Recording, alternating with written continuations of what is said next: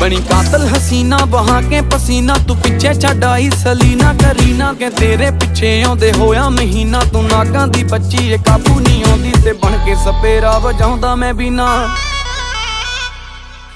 केड़े खेत विच लगी केड़ी कणक दा नी तू आटा छकदी ऐ। Tight tight short loose loose टी शर्टां ना कहर नूं ढकदी ऐ। शेप तेरे लक दी मार तेरी अख दी जिवें मैनूं तकदी ऐ। जाई गल दस के तू तां बस हस के जान कढ सकदी ऐ।